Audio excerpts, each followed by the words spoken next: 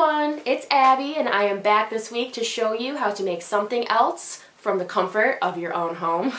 I am in my kitchen today and I am getting ready to show you guys how to make some naan, which is a really delicious Indian flatbread. We are making butter chicken tonight for dinner, which is kind of like a chicken curry stew, and it pairs really well with the homemade naan that I'm going to show you guys how to make. It's a really simple recipe. You probably have most of the ingredients already, so I'm going to show you guys how to make this naan at home. So follow me and I will show you what you need. Alright guys, I am here at my little baking station with all of my ingredients and supplies, and now we are ready to make some homemade naan right here at home. Before we get started, I want to show you guys what you're going to need to make this. We've got all our ingredients, I'll get to that in a second, but equipment wise, this recipe is easiest to do if you have a nice like non-stick spatula. This one works really well, it's a good size. This dough scraper, this bench scraper, this works really well later when we're dividing and portioning the dough out into little balls. This will help us get really exact measurements. If you don't have one of these, you can do it by hand, but this just makes your life easier for this particular recipe.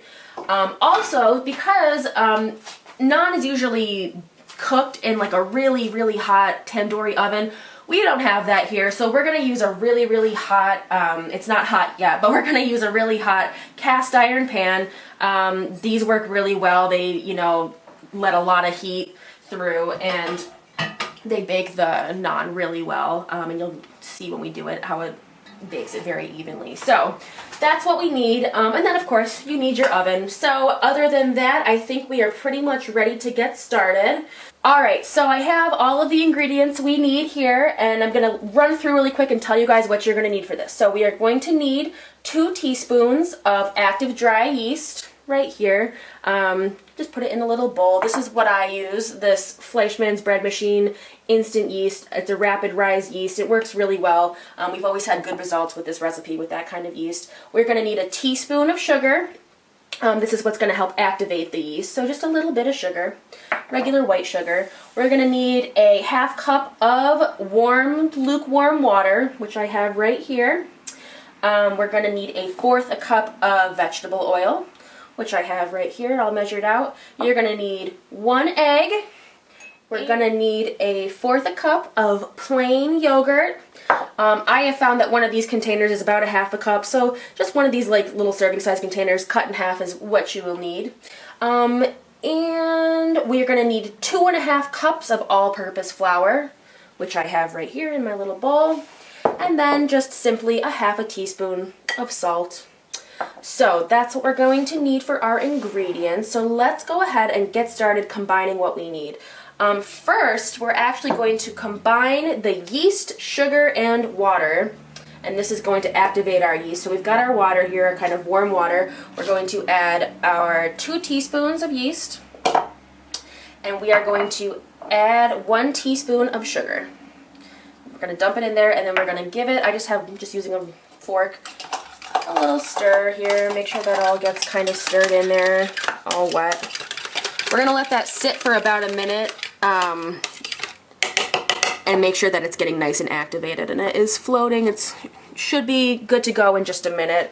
I'm going to take this time to let you guys know, after we make this dough, to kind of expedite the process, I have a little proofing chamber in my oven here. So what that means is I set my oven to 200 degrees, and then after we make the dough, I'm going to turn it off and we're going to stick the dough in there to proof instead of letting it proof for like 8 hours. It's kind of a colder day today, so just to kind of speed up the process, I've got my oven set right now at 200 degrees. We'll come back to that. And right now, you let that sit for about a minute. We are going to go on our next step, which is we're going to add our oil, our yogurt, and our egg, all to the same container that our water and yeast are in. So we're going to do our oil. We're going to do our oil. We are going to do our yogurt.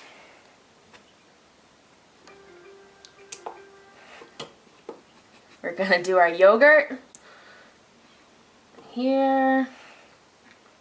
Kind of get it scrape. This is why one of these spatulas is nice. It kind of helps you scrape the sides of everything.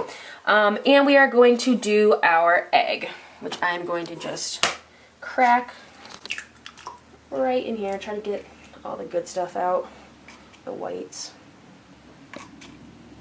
There we go. And again, for this part, we are just going to use our fork and just kind of mix this all together. You want to break up the egg yolk in there, and you'll see little, there we go, start turning a little bit yellow once that yolk is broken up.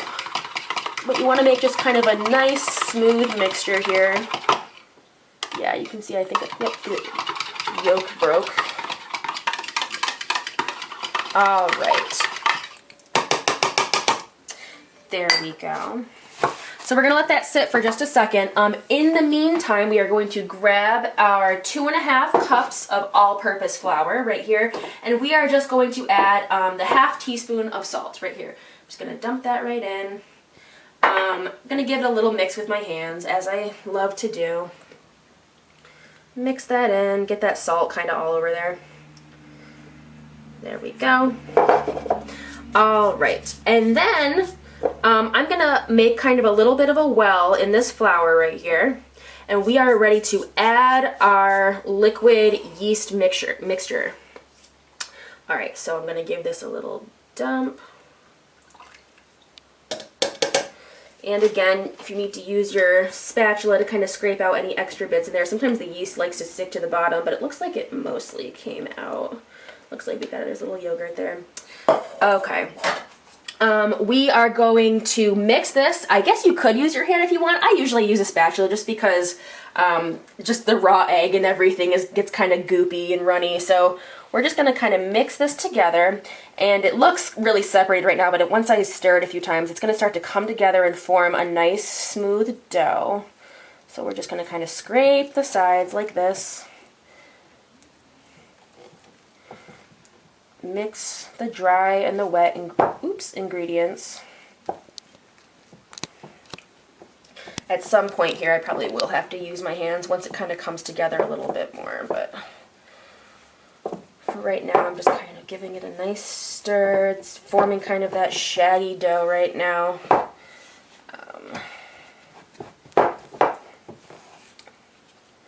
We're getting there, we're getting there. Mixing, you can see that a dough is kind of starting to form. At this stage, I actually am going to use my hands now that it's not just, you know, pure liquid. It's more of the dough. We're going to actually kind of squeeze this together, get all those dry bits of flour at the bottom. We're going to kind of knead it a little bit.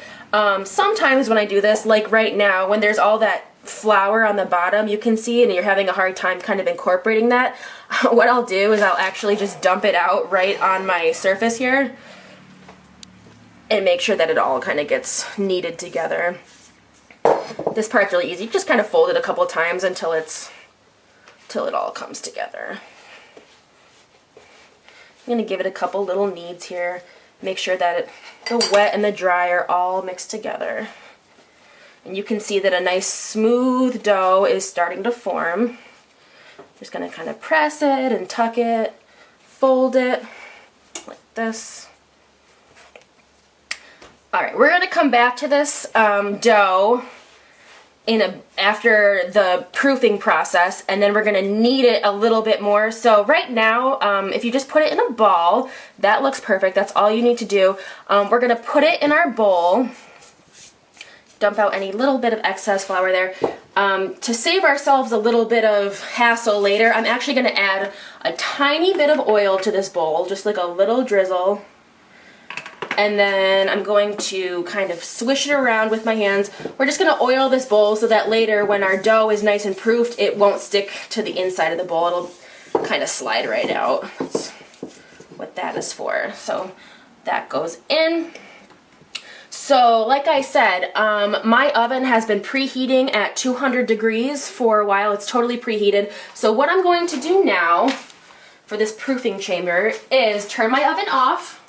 It's at 200 degrees. I'm going to cover my dough with a clean cloth, and I'm gonna pop it right in the oven, and it should double in size probably in about 2 to 3 hours if I don't open the oven. That residual 200-degree heat will definitely speed up the proofing process, so I'll check it again probably in about 2 hours and see if it's doubled in size. If not, I'll probably let it go a little bit longer, but I will check back in with you guys probably in about 2 hours. We're gonna open that quick, pop it in, keep all that heat in there, and again, the oven is off at this point. It's just the residual heat that's gonna kind of help that double in size. So we'll check back in 2 hours. I will see you guys then, and we'll check on our dough. And we are back. I am ready to open up the oven and check our dough that's been proofing for long. I originally said 2 hours. It ended up being more like 4 hours. So we're gonna check it. Hopefully it's nice and risen. The kitchen smells great right now. We've got the butter chicken, that kind of stew, that chicken stew I was talking about going. It smells really good. So I'm really anxious to get this naan made. So let's take a peek at that and see if we are good to go to the next step, which is going to be dividing and shaping our dough. So we're gonna look at this. And this is a nice cool oven, so I'm just gonna pull this out. And oh yeah, we have more than doubled in size. I don't know if you, well, of course you guys remember, it was just a little ball when we left it in there, but all right, I'm going to, this is good to go. So now that this is, you know, doubled in size, if not more, I'm going to start preheating our cast iron pan to a fairly high heat. We're going to get that nice and heated, and then in the meantime I'm going to divide this dough up, shape it, and roll it out. And by the time I'm done with that, the cast iron should be sizzling hot and ready to go. So I'm going to turn, got our little work surface here, and I forgot to mention earlier in the video, for this step, it's going to make your life a lot easier if you have a rolling pin. So if you have a rolling pin, get that out. That'll help a lot to make these nice, even, you know, evenly flat pieces of dough. So I am going to take some flour and kind of scatter it down on my work surface right here. About like this. That's probably good. And now I'm going to, oh, and I'm also just going to put some on my hands, help with stickage. We're going to take out our dough. Nice and soft, and that's why we put the oil in the bowl earlier, so it's not, you know, a pain to rip it out, stuck to the bottom. It came right out, so that was a success. I am going to put this in a ball. Just kind of knead it a little bit, just so it's in a ball. I don't want to overwork this dough, so I'd say probably about like this is good. As you can see, it's a nice soft, kind of springy, smooth dough ball at this point. I'm going to put this right here. I'm going to kind of pat it down a little bit, and at this stage I'm going to divide this dough into 12 equal pieces. That's when your little bench scraper comes in handy for just like chop, chop, chop. It just makes it a lot quicker and a lot more even. So I'm going to go ahead and do that.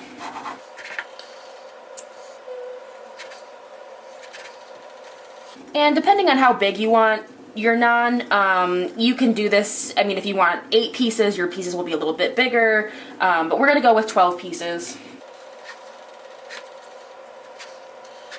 And if we have leftover, we talked about, hey, we could always make some little pizzas with these tomorrow or something like that. This dough you can do so many different things with. You can refrigerate it, it'll stay good. So we've got 1, 2, 3, 4, 5, 6, 7, 8, 9, 10, 11, 12.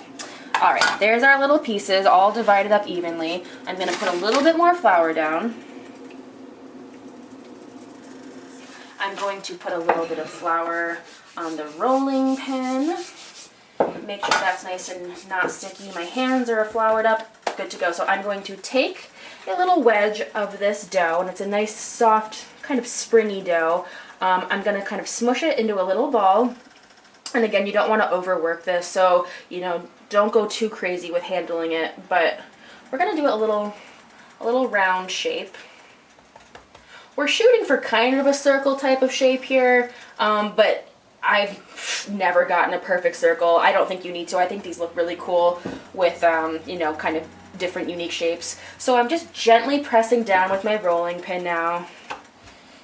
Kind of just spreading this dough out pretty thin.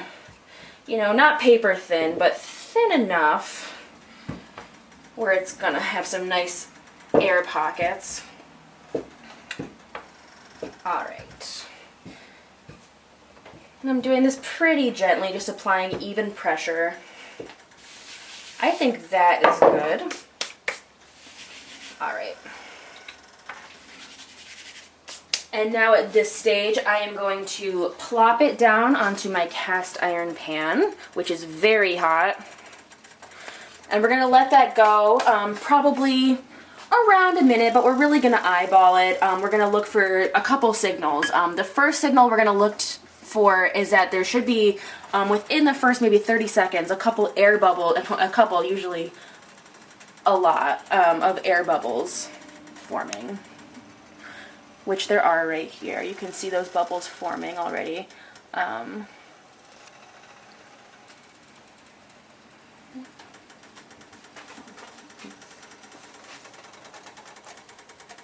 the longer we let that go, you can see those bubbles poofing up, and that's definitely what you're looking for. It means those little air pockets inside the dough are filling with the heat, they're filling with air.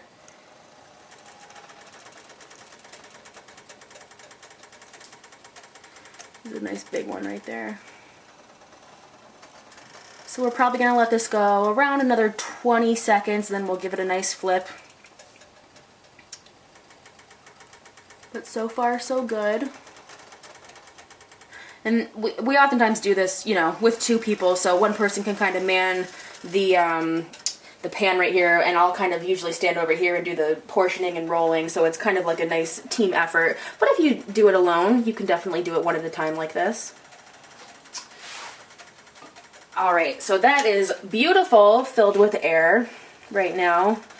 And I'd say at this stage, I think I'm going to check the bottom of it, see where we're at. Looks like we're good. I'm going to give this a swift flip. Oops. There we go. It's really poofing up. But that's nice. That's like kind of an authentic naan where they fill with air like that. You get sort of that hollowy center.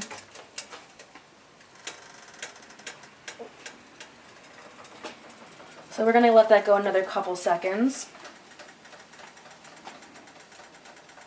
These things cook pretty quickly, and once you get to one side, the other side usually does not take as long. Alright, I think I'm going to give this one more flip on the plate. And there we go. That is our beautiful, fresh, soft naan. Now for an important step. While you make the rest of your naan, you want to kind of put them on a plate, and you want to cover them with a clean towel one at a time, just to kind of keep the heat in there and keep that, you know, softness to the dough.